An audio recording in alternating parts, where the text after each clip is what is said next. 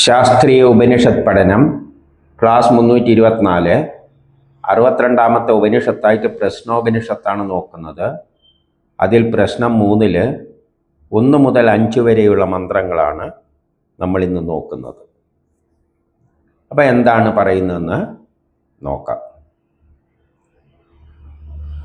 ആശ്വലായന മുനി പിപ്പലാദനോട് മഹർഷിയോട് ചോദിക്കുകയാണ് ചില സംശയങ്ങൾ. ഇതുമായിട്ട് പ്രാണനുമായിട്ട് ബന്ധപ്പെട്ട ഈ പ്രാണൻ ആരിൽ നിന്നാണ് ഉത്ഭവിച്ചത്? അപ്പോൾ ഈ പ്രപഞ്ചത്തെ എല്ലാം മുന്നോട്ടേക്ക് നയിക്കുന്ന ശക്തി വിശേഷമാണ് പ്രാണൻ.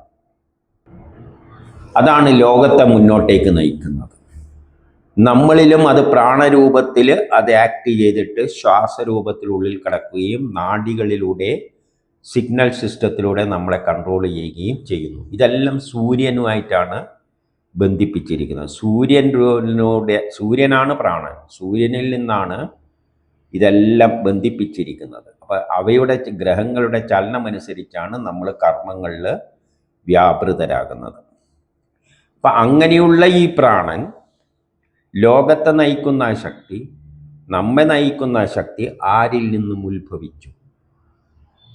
ഈ ശക്തി മനുഷ്യ ശരീരത്തിൽ എങ്ങനെ പ്രവേശിച്ചു? തന്നെ അത് പലതായിട്ട് വിഭജിച്ചിട്ട്, അതായത് ആ പ്രാണൻ, ഉള്ളിൽ കിടന്ന പ്രാണൻ അപാനൻ ഉദാനൻ തരത്തിലെല്ലാം 5 പ്രധാന 5 വായുക്കളായിട്ട് സിഗ്നൽ സിസ്റ്റമായിട്ട് വിഭജിച്ചിട്ട് ശരീരത്തിൽ എങ്ങനെ സ്ഥിതി ചെയ്യുന്നു? ഇനി ശരീരം ഉപേക്ഷിച്ചിട്ട് അത് മറ്റൊരു ശരീരത്തിലേക്ക് പോകുമ്പോൾ ശരീരത്തിൽ നിന്ന് എങ്ങനെയാണ് അത് പുറത്തേക്ക് കടക്കുന്നത്? ഈ ബാഹ്യ ജഗത്തിനെ എപ്രകാരം വഹിക്കുന്നു? അത് ഈ പ്രാണൻ എന്നത്, ലോകത്തെ നയിക്കുന്ന പ്രാണൻ, ഈ ബാഹ്യ ലോകത്തെ എപ്രകാരമാണ് വഹിക്കുന്നത്? അതുപോലെ നമ്മുടെ മനസ്സ്, ഇന്ദ്രിയങ്ങൾ മുതലായവ ആധ്യാത്മിക ജഗത്തിനെ എങ്ങനെയാണ് വഹിക്കുന്നത്? ഇങ്ങനെയുള്ള 6 ചോദ്യങ്ങളാണ് ചോദിച്ചത്. അപ്പോൾ പിപ്പലാദ മഹർഷി പറയുകയാണ്, നീ ചോദിച്ച രീതിയിൽ തന്നെ അതിനുള്ള മറുപടി ഉള്ളതിനാൽ അതിന് മറുപടി തരേണ്ടതായിട്ട് തോന്നുന്നില്ല. ഒരാൾക്ക് ചോദ്യം ചോദിക്കുമ്പോൾ ആ വിഷയത്തെപ്പറ്റി അറിയെങ്കിൽ മാത്രമേ എല്ലാ ചോദ്യങ്ങളും ചോദിക്കാൻ പറ്റൂ. അതും ക്രമത്തിൽ ചോദിക്കാൻ പറ്റുകയുള്ളൂ. അപ്പം നമുക്ക് സാമ്പാർ ഉണ്ടാക്കേണ്ട ചോദ്യം ചോദിക്കണം എന്ന് വെച്ചാൽ, ഒന്നും അറിയാത്തവനാണെങ്കിൽ ഞാൻ ചോദിക്കും, സാമ്പാർ എങ്ങനെയാണ് ഉണ്ടാക്കേണ്ടത്? എനിക്കൊന്നും അറിയില്ല, ആദ്യം തൊട്ടേ പറഞ്ഞു എന്ന് പറയും. അല്ല, അറിയുന്നവനാണെങ്കിൽ എങ്ങനെയാണ് ചോദിക്കുക? സാമ്പാർ എങ്ങനെയാണ് ഉണ്ടാക്കേണ്ടത്? ആദ്യം വെള്ളമാണോ എടുക്കേണ്ടത്? പിന്നെ വെള്ളം തിളപ്പിക്കുമ്പോൾ അതിൻ്റെ അകത്ത് പയറിടുകയാണോ വേണ്ടത്? അത് വെന്ത് വരുമ്പോൾ പിന്നെ നമ്മൾ ഇന്ന ഇടുകയാണ് വേണ്ട? ഇങ്ങനെയെല്ലാം ചോദിക്കുമ്പോൾ അതിനെപ്പറ്റി ചോദിക്കുന്ന ആക്കാൻ എന്തുണ്ട്? നല്ല വിവരമുണ്ട്. അപ്പം ഇവിടെ ക്രമത്തിലാണ് ചോദിച്ചിരിക്കുന്നത്. അതുകൊണ്ട് നീ ചോദിച്ച രീതിയിൽ തന്നെ അതിനുള്ള മറുപടി തരേണ്ടതായ ആവശ്യമുള്ളതായിട്ട് എനിക്ക് തോന്നുന്നില്ല. എന്നാലും ചിലവർ ആക്കാൻ വേണ്ടി ചോദിക്കും. ഇപ്പം സാമ്പാർ ഉണ്ടാക്കാൻ എനിക്കറിയാം, എന്നാലും അവരെ ഒന്ന് ആക്കാൻ വേണ്ടിയിട്ട് എനിക്കും അറിയാം.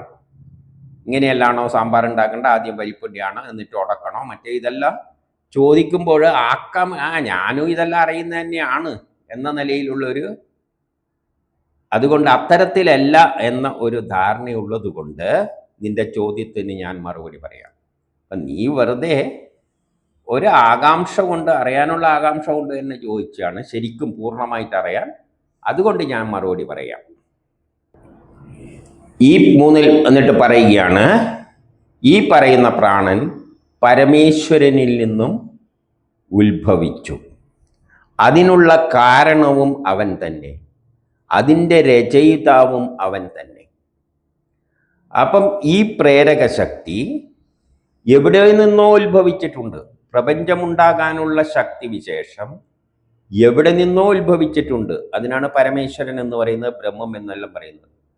അതിൽ നിന്നാണ് ഉണ്ടായത്. ഇപ്പം നമ്മളൊരു സാമ്പാർ ഉണ്ടാക്കണ്ടെങ്കിൽ ഒരു ഭക്ഷണം ഉണ്ടാക്കുന്നതെന്ന് വെച്ചോളൂ, നമ്മളെ ഉള്ളിൽ ആദ്യം ഒരു പ്രേരണയുണ്ടാകും, ഇന്ന് ഭക്ഷണം ഉണ്ടാക്കണം, ഭക്ഷണത്തിന് ചോറ് വെക്കാം, മീൻ കറി വെക്കാം, അല്ലെങ്കിൽ സാമ്പാർ വെക്കാം, ഒരു പപ്പടവും കാച്ചിക്കളയാം.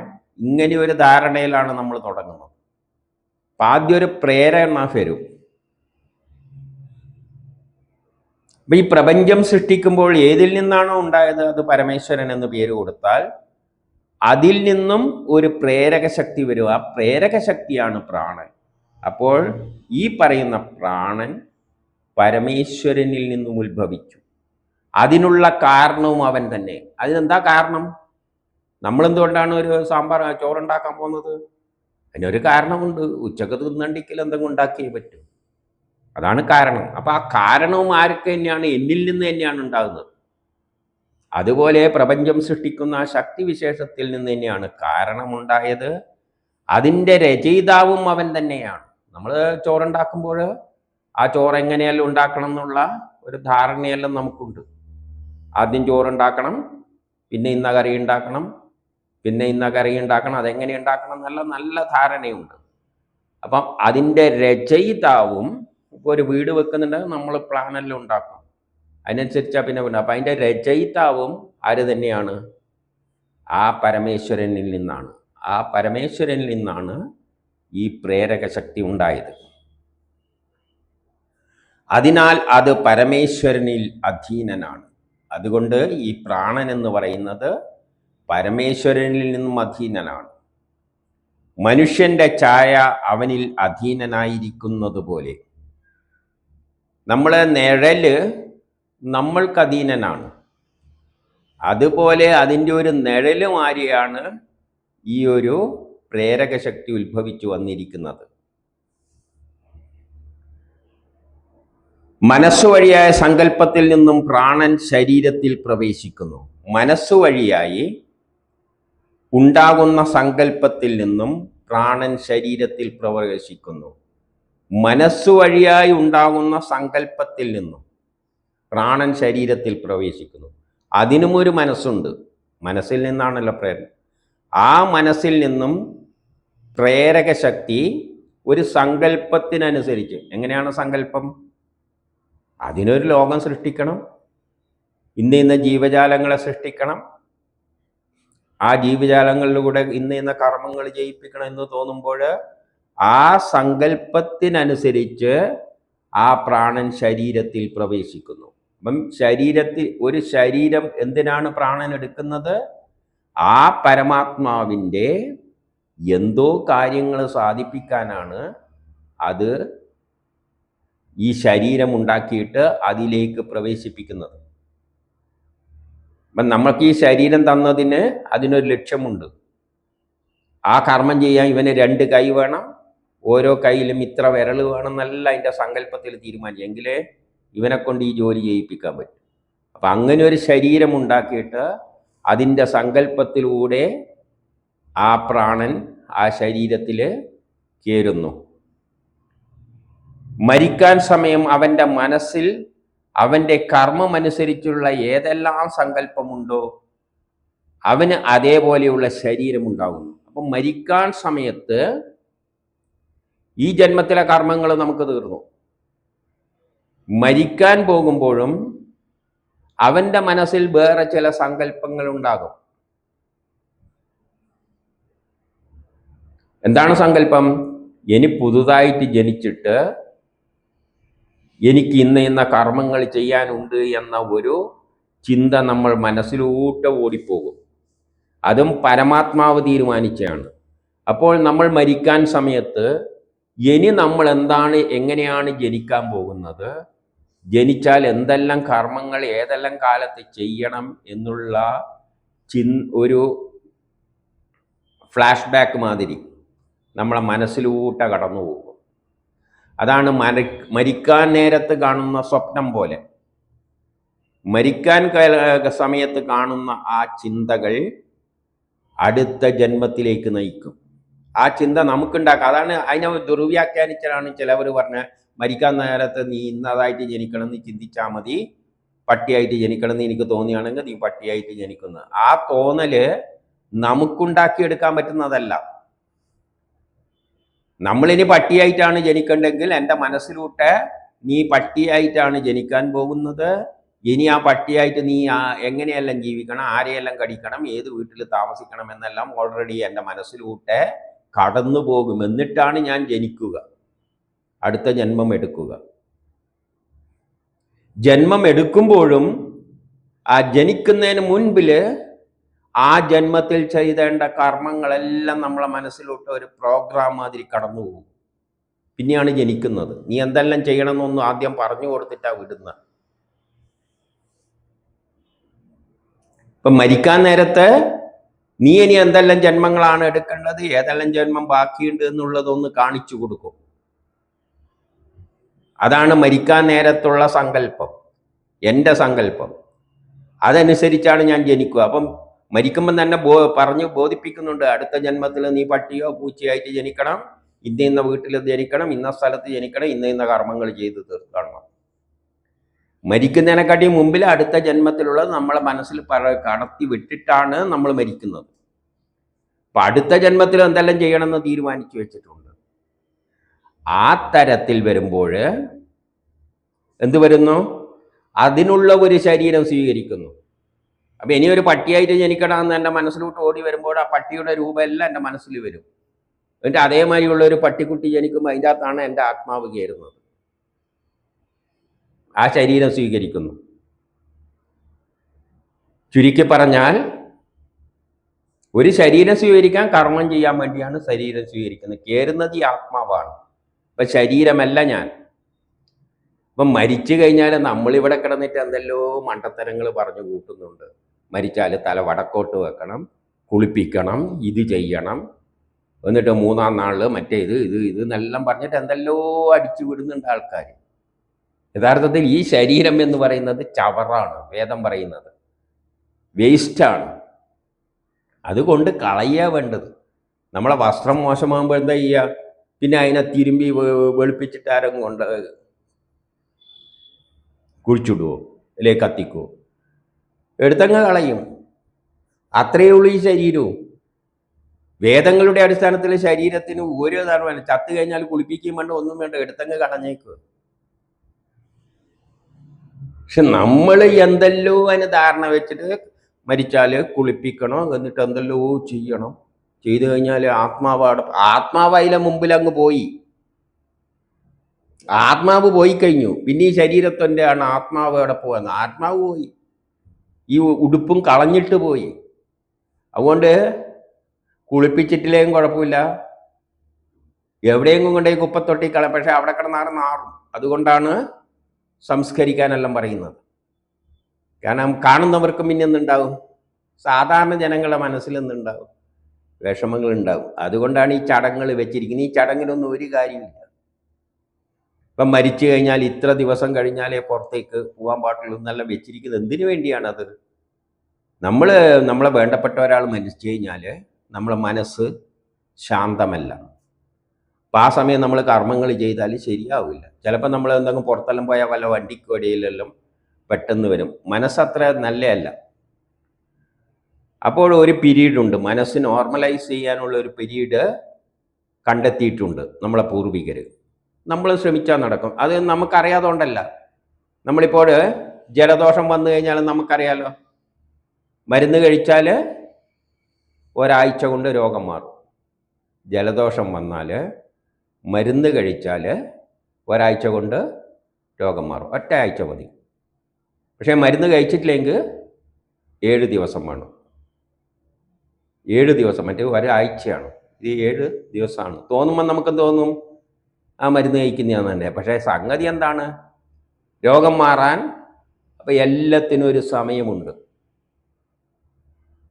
അതുപോലെ നമുക്കൊരു ദുഃഖം ഉണ്ടായാൽ ആ ദുഃഖം വിട്ട് നോർമൽ, അതെല്ലാം ഗ്രഹത്തിൻ്റെ ചുറ്റലനുസരിച്ചാണ് വരുന്നത്. അതുകൊണ്ടാണ് ഇത്ര ദിവസങ്ങൾ, ഭൂമി ഇത്ര കറങ്ങുമ്പോഴേക്ക് നമ്മൾ പഴയ അവസ്ഥയിലേക്ക് എത്തും. നമ്മൾ വേണ്ടപ്പെട്ട ആൾക്കാർ മരിച്ചു കഴിഞ്ഞാൽ ഏറ്റവും അടുത്താണെങ്കിൽ നമ്മൾ അവിടെ കടന്നിട്ട് ഇനി എന്തിന് ജീവിക്കുന്നത്, ചത്ത് കളയാൻ നിൽക്കും. ഒരു പീരീഡ് കഴിയുമ്പോൾ മനസ്സ് നോർമലൈസ് ചെയ്ത് വരും ആ ഗ്രഹങ്ങൾ ചുറ്റുന്നതനുസരിച്ച്. അതുകൊണ്ടാണ് അവർ പറഞ്ഞ ഇത്ര ദിവസം നിങ്ങൾ വെളിയിലൊന്നും പോകരുത്. അത് സാധാരണ ജനങ്ങൾക്കുള്ള ഒരു ഐഡിയ ഇത് മാത്രമാണ്. എന്നാൽ അത് യുക്തിവാദികളായാലും നിരീശ്വരവാദികളായാലും അത് അവസ്ഥ അങ്ങനെ തന്നെയാണ്. അവർ കുറച്ച് ദിവസം റെസ്റ്റ് എടുത്തേ പുറത്തു പോകാൻ പാടുള്ളൂ, അല്ലെങ്കിൽ എന്തെങ്കിലും ആപത്ത് വരും, ചിലപ്പോൾ സംഭവിച്ചേക്കാം. നേരെ മറിച്ച് ശരിയായ ഒരു യുക്തിവാദിയാണെങ്കിൽ, ഒരു വേദവാദിയാണെങ്കിൽ, ഇപ്പം വേണ്ടപ്പെട്ട ഒരാൾ മരിച്ചു, അവൻ്റെ ആയുസ് എത്തിക്കഴിഞ്ഞാൽ ഒരാൾ മരിക്കേണ്ടത് തന്നെയാണ്. മരിച്ചു, അവൻ്റെ ദയിപ്പിക്കേണ്ട നമ്മളെ കർമ്മം. ആ മനസ്ഥിതി ഉള്ളവനാണെങ്കിൽ അവന് പിറ്റേന്ന് ജോലിക്ക് പോകാം, ഒരു കുഴപ്പമില്ല, ഒരു അശുദ്ധിയുമില്ല. ഇപ്പം ഈ അശുദ്ധി എന്നെല്ലാം പറയുന്നത് നമ്മൾ മനസ്സ് നോർമലൈസ് ചെയ്യുന്നതിന് ഒരു പീരീഡ് ഉണ്ട്. ഞാൻ പറഞ്ഞല്ലോ, പനി വന്ന് ജലദോഷം വന്നു കഴിഞ്ഞാൽ ഒരു പീരീഡ് ഉണ്ട്, അത് കഴിഞ്ഞാലേ ശരിയാവുള്ളൂ. ഒരു എല്ല് പൊട്ടിയാൽ ഡോക്ടർ കമ്പിട്ടിട്ട് എന്ത് പറയും? ഒരു 1.5 മാസം പിടിക്കും. അല്ലാതെ കുറേ ഭക്ഷണം കഴിച്ചുകൊണ്ട് 2 ദിവസം കൊണ്ട് ഇതങ്ങ് ശരിയാവും ഇല്ല. അതുപോലെ മരിച്ചാൽ നോർമലൈസ് ചെയ്യാൻ നമ്മളെ മനസ്സ്, പിന്നെ പ്രകൃതിയിൽ ആക്ടിവിറ്റി ആകെ ഒരു ടൈമുണ്ട്. അതുകൊണ്ടാണ് അത്ര ദിവസം ഇതുണ്ട്, അശുദ്ധിയുണ്ട് എന്നെല്ലാം പറയുന്ന, അത്രയേ ഉള്ളൂ. പക്ഷെ അത് എല്ലാവർക്കും ഒരുപോലെയല്ല. മരിക്കണമെന്നും വെച്ച് കിടക്കുന്ന നമ്മൾ വിചാരിക്കും, ഇവനൊന്ന് ചത്ത് കിട്ടിയാൽ മതി എന്നും വെച്ച് ഇരിക്കുകയാണെങ്കിൽ ചത്താൽ അവന് സമാധാനമായി പിറ്റേന്ന് ദിവസം അവന് ജോലിക്ക് പോകാം. അതല്ല, അവനവരുടെ മാനസികാവസ്ഥ വെച്ചാണ് തീരുമാനിക്കേണ്ടത്, അത്രയേ ഉള്ളൂ. അതിലൊരു സയൻസ് പ്രിൻസിപ്പിളാണ്. അല്ലാതെ അതിലൊന്നും ആത്മീയം കയറിയിട്ട് മരിച്ചു കഴിഞ്ഞാൽ തല വടക്കോട്ടേക്ക് വെക്കണം, ആദ്യം കൊണ്ടുപോയി കുളിപ്പിക്കണം, എന്നിട്ട് മറ്റേ ഇത് വേണം, ഇത് തേക്കണം, വാഴയില മുറിച്ചുകൊണ്ടായിരുന്നു അതിൻ്റെ അകത്ത് കയറ്റി വെക്കണം, വിളക്ക് തിരി വടക്കോട്ട് വേണോ തെക്കോട്ട് വേണോ, തല വടക്കോട്ട് വേണോ തെക്കോട്ട് വേണോ, ഇതെല്ലാം ആരുണ്ടാക്കി വെച്ച? ഈ അജ്ഞാനികളായ മനുഷ്യർ ഉണ്ടാക്കി വെച്ച. വേദം അതൊന്നും പറയുന്നില്ല. വേദതത്വപ്രകാരം ശരീരം പാഴ്വസ്ത്രമാണ്, ആത്മാവാണ് ഞാൻ, ഈ ശരീരമല്ല. ആ ശരീരം നോക്കി കരയുന്നത് മണ്ടന്മാരാണ്. പക്ഷെ സാധാരണ ജനത്തിന് ശരീരം തന്നെയാണ് ഞാൻ. അതുകൊണ്ട് അവർക്ക് അങ്ങനെയെല്ലാം പോയേ പറ്റും. അതുകൊണ്ട് ചെയ്യുന്നുണ്ട് തെറ്റുണ്ടോ എന്ന് ചോദിച്ചാൽ ഒരു തെറ്റുമില്ല. സാധാരണ മനുഷ്യർക്ക് ശരീരമാണ് ഞാൻ എന്നാണ് ചിന്ത വെച്ച് നടക്കുന്നവർ ഇതെല്ലാം ചെയ്തേ പറ്റും. എല്ലാം ആത്മാവാണെന്ന് വേദങ്ങളിൽ വിശ്വസിക്കുന്ന ഒരു വ്യക്തിയാണെങ്കിൽ, ആത്മാവാണ് ഞാനെങ്കിൽ ഈ ശരീരം പിന്നെ ഒരു കാര്യമില്ല, പാഴ്വസ്തുവാണ്. അത് ആ വ്യക്തിയല്ല. അതുകൊണ്ട് എന്തെല്ലാം സങ്കല്പം അപ്പോൾ അവൻ്റെ മനസ്സിൽ സങ്കല്പം ഉണ്ടാവും, ഇനി ഞാൻ ചെയ്യേണ്ടത് എന്താണ്, അതെല്ലാം പരമാത്മാവ് തീരുമാനിച്ചിട്ടുണ്ട്. അടുത്ത ജന്മത്തിൽ നീ ഇന്നെല്ലാം ചെയ്യണം. അത് അവനെ ഒന്ന് മനസ്സിൽ കാണിപ്പിച്ചു കൊടുക്കും. ഇതാ നിന്റെ ജോലി അടുത്ത ജന്മത്തിൽ. അതാണ് അവൻ്റെ സങ്കല്പം. അവൻ അങ്ങനെയുള്ള ശരീരം ലഭിക്കുന്നു. എന്നിട്ട് അവൻ അങ്ങനെയുള്ള ശരീരം ലഭിക്കും. സമയത്തുമ്പോൾ, ജനിക്കേണ്ട സമയത്തുമ്പം ആത്മാവിന് അതേപോലെയുള്ളൊരു ശരീരം കിട്ടും, പുതിയൊരു ശരീരം കിട്ടും. അല്ലാതെ ആത്മാവ് പോയിട്ട് വേറെ ശരീരത്തിൽ കയറില്ല. ഒരു ശരീരത്തിൽ 2 ആത്മാവിന് നിൽക്കാൻ പറ്റില്ല. ഒരു കമ്പ്യൂട്ടറിൽ വിൻഡോസും വേറൊരു സോഫ്റ്റ്വെയറും ലോഡ് ചെയ്ത് ഒന്നിച്ച് ഓപ്പറേറ്റിംഗ് സിസ്റ്റം ലോഡ് ചെയ്ത് കഴിഞ്ഞാൽ വർക്ക് ചെയ്യൂ? ഒന്നേ വർക്ക് ചെയ്യൂ. അപ്പോൾ ഒരു ശരീരത്തിൽ വേറൊരു ആത്മാവ് കയറി കൂടുന്നെല്ലാം പറയുന്നത് മണ്ടത്തരമാണ്. ഇല്ല. ആത്മാവ് മരിക്കുമ്പം തന്നെ പറയുന്നത് അടുത്ത നിനക്ക് ശരീരം കിട്ടും, ഇന്ന സമയമാകുമ്പോൾ എന്നേരം അതിൽ പോയി കയറിക്കൊള്ളണം. അല്ലാതെ അത് കയറിയിട്ട് വേറെ ആരെ ശരീരത്തിൽ ആത്മാവിൻ്റെ ഇടക്ക് കയറിയിട്ട് അതിൻ്റെ ഇടയ്ക്ക് ഞാൻ അതിൻ്റെ അടുത്തിരുന്നോട്ടെ എന്നൊന്നും ചോദിക്കുന്ന പരിപാടി ഇല്ല. പ്രേതം പിശാചി ഇതെല്ലാം കൂടുക എന്നെല്ലാം പറയുന്നത് മണ്ടത്തരമാണ്. അതുകൊണ്ട് അതിനാൽ പ്രാണന്റെ ശരീരത്തിലേക്കുള്ള പ്രവേശനം സങ്കല്പം അനുസരിച്ച് നടക്കുന്നു. മരിക്കുന്ന സമയത്ത് അവൻ എന്താണോ സങ്കല്പം മനസ്സിലൂട്ട് വരുന്നത്, അവൻ്റെ സങ്കല്പത്തിൽ ഇനിയുള്ള ജന്മം എന്താണെന്ന് അവൻ്റെ മനസ്സിൽ തെളിഞ്ഞു വരും. കാരണം ഒരു പ്ലാൻ അനുസരിച്ചാണ് ഇത് പോകുന്നത്. അപ്പം മരിക്കാൻ പോകുമ്പോൾ അടുത്ത ജന്മത്തിലുള്ള നമ്മളെ മനസ്സിലൂട്ട് ഓടിപ്പോകും. ഒരു സ്വപ്നത്തിൽ എന്ന പോലെ മിന്നിമറയും. അതിനനുസരിച്ച് അവനൊരു ജനനം, അത് ചിലപ്പം പട്ടിയായിരിക്കും, പൂച്ചയായിരിക്കും, മനുഷ്യനായിരിക്കും. ആ കുഞ്ഞിൻ്റെ ആ ഗർഭപാത്രത്തിൽ ആ ജീവന് അതിൽ കയറിക്കും. അങ്ങനെയേ ഉള്ളൂ ആത്മാവിന്. അല്ലാതെ ഇടയ്ക്ക് വേറെ ശരീരത്തിൽ കയറുന്ന പ്രേത പിശാചുക്കളിൽ നീ പറയുന്നൊന്നും ഇല്ല. പ്രേതപിശാചുക്കൾ എന്നത് നമ്മുടെ മനസ്സിൻ്റെ മാനസിക രോഗമാണ് ജ്യോതിഷപ്രകാരം. അത് തന്നെയാണ് ആധുനിക സയൻസും അതിനൊരു മനോരോഗമായിട്ടാണ് കണ്ടിരിക്കുന്നത്. അത് വേദം അത് തന്നെയാണ് പറയുന്നത് ആയുർവേദത്തിൽ. ഇന്ന് ആയുർവേദത്തിൽ അതൊന്നുമില്ല. ഇനി 4 ഒരു ഭരണാധികാരി ആ ദേശത്തെ പലർക്കും പലവിധ കർമ്മങ്ങൾ നൽകി അവനെ അധികാരിയാക്കുന്നത് പോലെ. ഒരു ഭരണാധികാരി എന്ത് ചെയ്യും? ഭരണം ഏറ്റെടുത്തു കഴിഞ്ഞാൽ വേറൊരാളെ വിളിച്ചിട്ട് പറയും, നീ മന്ത്രി, നീ ഇന്ന കാര്യം നോക്കണം, എനിക്ക് മിലിറ്ററിൻ്റെ ആധിപത്യം, എനിക്ക് ധനകാര്യ വകുപ്പ്, ഇങ്ങനെയെല്ലാം വീതിച്ചു നൽകുന്നത് പോലെ പ്രാണനാണ് നമ്മളിലേക്ക് കയറുന്നത്. ഈ പ്രാണൻ ശരീരത്തിൽ കയറിക്കഴിഞ്ഞാൽ തന്നെ അത് 5 പ്രധാന പ്രാണനായിട്ട് സ്പ്ലിറ്റ് ചെയ്യും.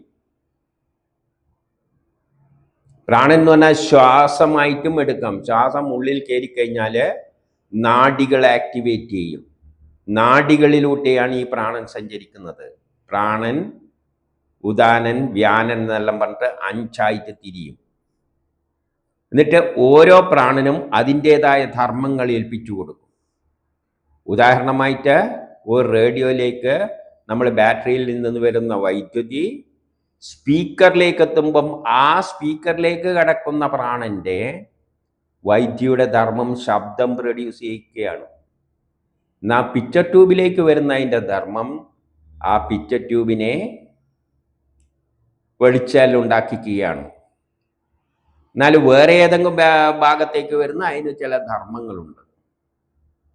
നമ്മളും അടുക്കളയിൽ കയറി കഴിഞ്ഞാൽ ഓരോ ആളെ പറഞ്ഞു, നീ പാത്രം കഴുകുക, നീ ഇന്ന ചെയ്യുന്നു പറഞ്ഞ് വിഭജിക്കുന്നു. ഈ പ്രാണൻ തന്നെയാണ് ഉള്ളിൽ കിടന്നിട്ട് 5 വിഭജിച്ചിട്ട് ഈ 5 പ്രാണനായിട്ട് മാറുന്നത്. എന്നിട്ടോ അതേ പ്രകാരം, അതായത് ഒരു ഭരണാധികാരി എല്ലാവർക്കും വീതിച്ചു കൊടുക്കുന്നത് പോലെ പ്രാണനും തൻ്റെ അംശരൂപമായ പ്രാണനും അത് തന്നെയാണ് 5 മാറിയിട്ട് അപാനൻ, വ്യാനൻ മൂലായ മറ്റ് പ്രാണങ്ങളെ ശരീരത്തിൻ്റെ പ്രത്യേകം ഭാഗങ്ങളിൽ പ്രത്യേകം കർമ്മങ്ങൾക്കായിട്ട് നിയമിക്കുന്നു.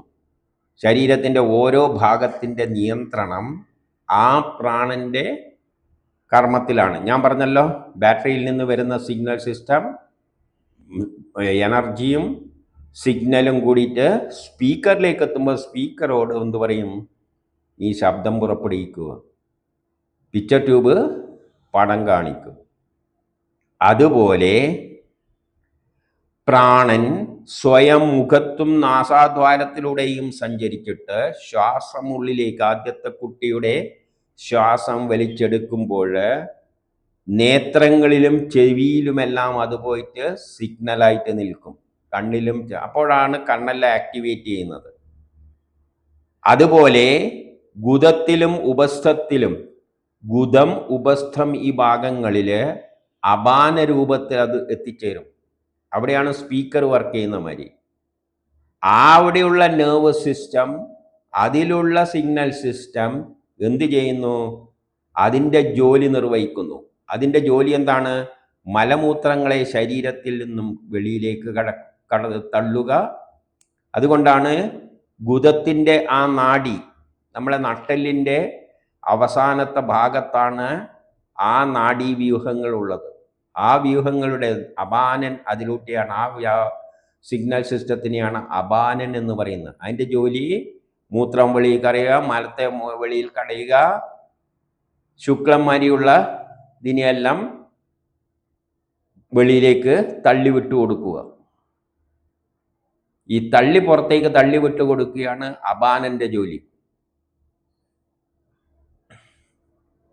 നമ്മളിപ്പോൾ വേസ്റ്റ് ക്ലീൻ ആക്കുന്ന ആൾക്കാരുള്ള പരിപാടി എന്താണ്? എല്ലാം വീട്ടിലുള്ള വേസ്റ്റ് എല്ലാം തള്ളി വെളിയിലേക്ക് കളയുക. അതുപോലെ വെളി തള്ളിക്കളക്കുക, മൂത്രത്തെയും മലത്തെയും അതിൻ്റെ കൂട്ടത്തിൽ ബീജങ്ങളെയും എല്ലാം വെളിയിൽ തള്ളിക്കൊടുക്കുകയാണ് അവിടെയുള്ള നെർവസ് സിസ്റ്റത്തിൻ്റെ ജോലി. അത് അപാനൻ എന്ന പ്രാണനാണ്. വീര്യം, രജസ് ഇവയെ വെളിയിലേക്ക് തള്ളുകയാണ് അവയുടെ ജോലി. ശരീരത്തിന്റെ മധ്യഭാഗത്ത് നാഭിയുടെ ആ ഭാഗത്തായിട്ട് നാഡീവ്യൂഹങ്ങളുണ്ട്. ആ നാഡീവ്യൂഹങ്ങൾക്കാണ് സമാന എന്ന് പറയുന്നത്. ഇത് തൻ്റെ തന്നെ പ്രാണന്റെ രൂപമായ അഗ്നിയിൽ, അതാണ് അഗ്നി ഉൽപ്പാദിപ്പിക്കുന്നത്, ജഠരാഗ്നി എല്ലാം പ്രവർത്തിപ്പിക്കുന്നത്. കുക്കിങ്ങിന്റെ സ്റ്റേജ്, നമ്മൾ അടുക്കളയാണത്. അടുക്കളയിൽ നമ്മളെ ഭാര്യയ്ക്ക് അല്ലെങ്കിൽ അമ്മ ആരാണ്, അവർക്കാണല്ലോ അധികാരം. അതേപോലെയുള്ള അവരുടെ ജോലി എന്ന് പറയുന്നത് അവിടെ വരുന്ന ഭക്ഷണങ്ങളെ ദഹിപ്പിച്ചിട്ട് ജഠരാഗ്നിയിൽ എന്ത് ചെയ്തിട്ട് ഹവനം ചെയ്തിട്ട് ആവശ്യമായി അതിൽ നിന്നും ഉൽപ്പാദിപ്പിച്ചെടുക്കുന്ന വസ്തുക്കളെ ശരീരത്തിന്റെ വേണ്ട ഭാവത്തിലേക്കെല്ലാം എത്തിക്കുന്ന ആ കൺട്രോളിംഗ് സിസ്റ്റത്തിനാണ് സമാനൻ എന്ന് പറയുന്നത്.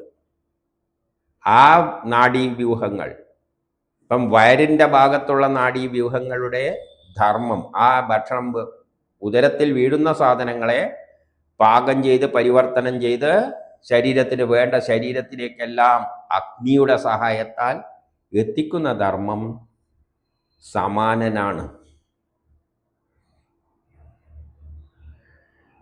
ഇവയുടെ രസത്തിൽ നിന്നാണ്, അങ്ങനെ ഉൽപ്പാദിപ്പിക്കുന്ന അഗ്നിയുടെ രസത്തിൽ നിന്നാണ് 7 ദ്വാരങ്ങളുടെ പ്രവർത്തനങ്ങൾ നടക്കുന്നത്. 7 ദ്വാരങ്ങൾ എന്ന് പറഞ്ഞാല് കണ്ണിന്റെ 2 ദ്വാരം, ചെവിയുടെ 2 ദ്വാരം, കേൾക്കലെല്ലാം, ശ്വസിക്കുന്ന 2 ദ്വാരം, വായ. ഈ രസത്തിൽ നിന്നാണ് ഇതെല്ലാം ആക്ടിവേറ്റ് ചെയ്യുന്നത്, ഈ 7 ദ്വാരങ്ങൾ.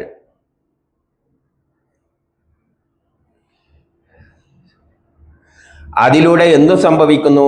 ശരീരത്തിന്റെ പുഷ്ടിയും സംഭവിക്കുന്നു.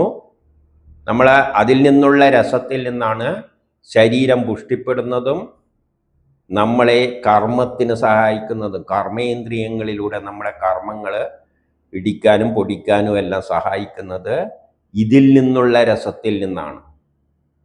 അപ്പൊ ആ വേണ്ട ശക്തിയെല്ലാം പ്രദാനം ചെയ്യുന്ന ജോലിയാണ് ഭക്ഷണത്തെ ദഹിപ്പിച്ചിട്ട് എല്ലാ അവയവങ്ങളെയും, കണ്ണിൻ്റെ എല്ലാം പഞ്ചേന്ദ്രിയങ്ങളെ ആക്ടിവേറ്റ് ചെയ്യുക, ശരീരത്തെ പുഷ്ടിപ്പെടുത്തുക, കർമ്മത്തിന് പ്രേരിപ്പിക്കുക. ഇതെല്ലാമാണ് അവയെ കർമ്മം ചെയ്യാൻ പ്രേരിപ്പിക്കുക. ഇതെല്ലാം ഈ രസത്തിൽ, സമാനൻ വയറ്റിൽ വെച്ച് ഉണ്ടാക്കുന്ന രസത്തിൽ നിന്നാണ് ഇതെല്ലാം ആക്ടിവേറ്റ് ചെയ്യപ്പെടുന്നത്. അടുത്ത ക്ലാസ്സിൽ കാണാം.